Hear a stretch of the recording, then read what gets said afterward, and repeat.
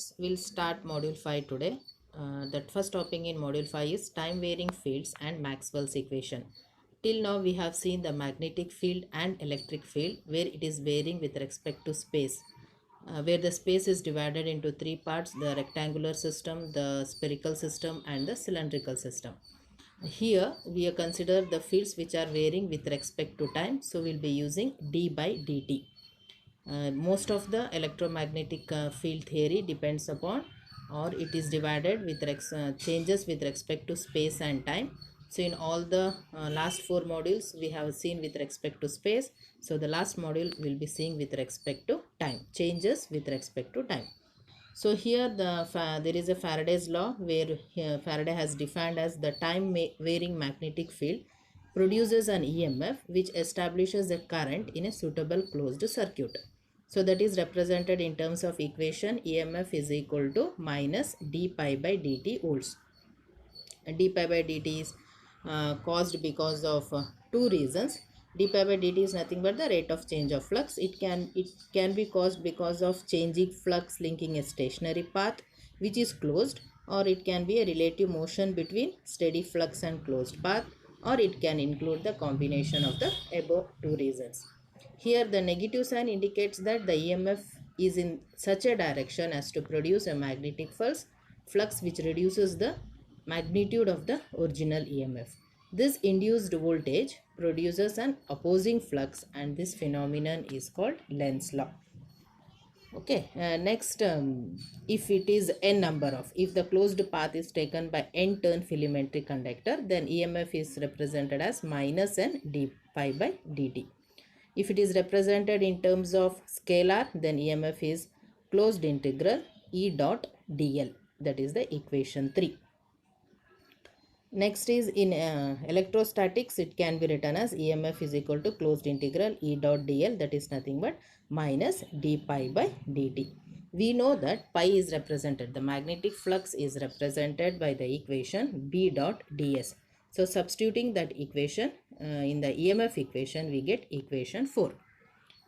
Next we'll move on to the how the total EMF is divided. The total EMF is divided into two parts. It is, one is the transformer EMF and second one is the motional or generator EMF. Transformer EMF is caused because of changing field and the path is stationary, and motional EMF where the field is constant and the path is moving. Moving on to the transformer EMF. Here the first we'll take the EMF because of electrostatic field. EMF is equal to closed integral E dot dl, and in terms of magnetic field it is dou B by dou T ds. Equating this both equations, we get the equation 6. Next we have to apply the Stokes theorem, where Stokes theorem equates H dot dl is equal to del cross H. This is a differential length and the right hand side is differential surface. In the equation we can see that H dot EL is equated to E dot dl. H dot dl is equated to E dot dl. So by applying Stokes theorem to equation 6, we get del cross E ds is equal to integration dou B by dou T ds. See, that is got by instead of instead of H we write it as E, capital E. Next that integration is cancelled. Next we'll get del cross E ds is equal to dou B by dou T ds. Next the differential surface also is cancelled and we get the equation 7. If B is not the function of time, that means if B is not changing with respect to time, then the curl of, that is del cross E is equal to 0. You have to remember that the divergence is represented with dot product and curl is always represented with cross product. Next we'll go to the motional EMF. In a motional EMF there is a figure.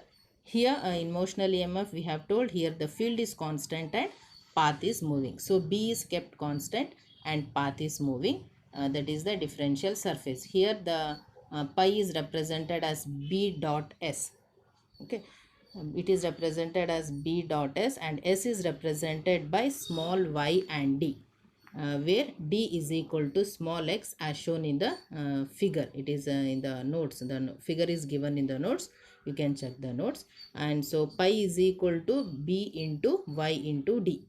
So EMF is equal to minus d pi by dt. Substitute the value of pi in the EMF equation.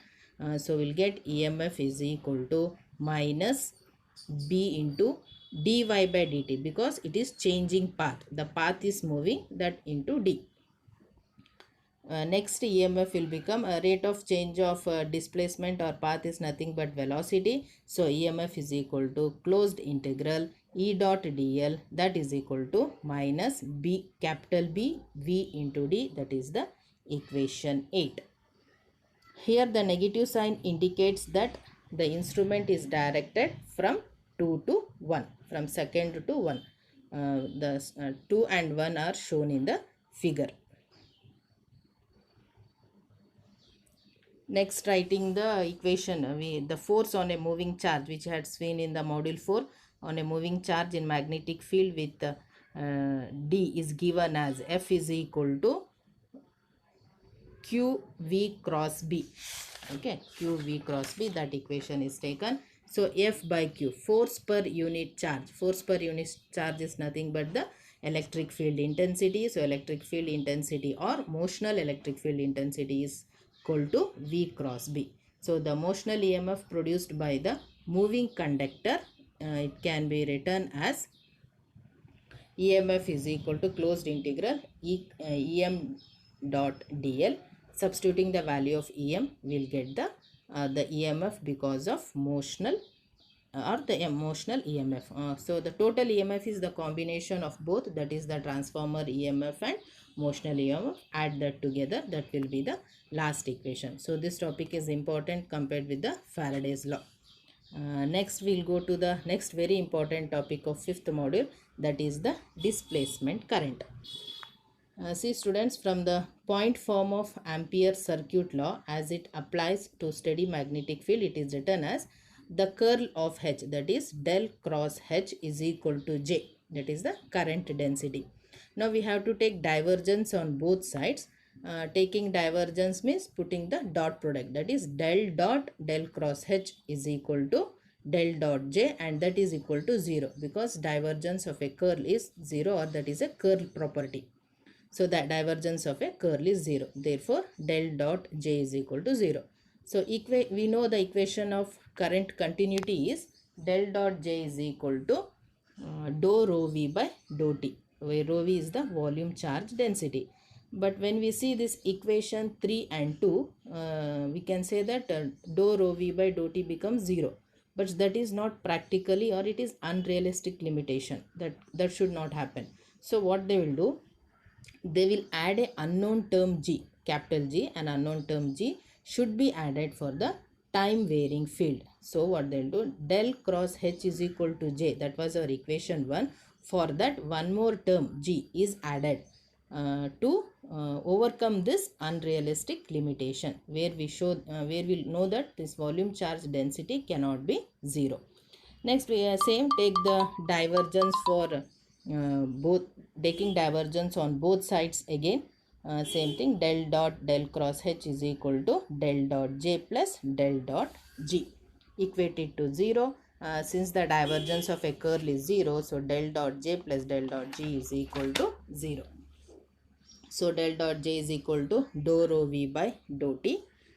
Next, we know that rho V, that is volume charge density, is equal to divergence of electric flux density. So it is del dot D. Substitute in the above equation, both the del will get cancelled, and we'll get the value of G. This is the value of G which was added for equation 1. So it is dou D by dou T. So Ampere circuit law in point form is del cross H is equal to J plus dou D by dou T. So this dou D by dou T is the displacement current density, and it is also represented as capital G or J suffix D, that is nothing but dou D by dou T. This displacement current topic also is very important. So we have seen now what is time varying field, how the EMF is generated, how two different EMFs are generated. One is the transformer EMF and the second one is the motional EMF. the equations for both, how the two equations are added, and at last we have seen the displacement current. All these topics are very important. Hope you all understood. Thank you.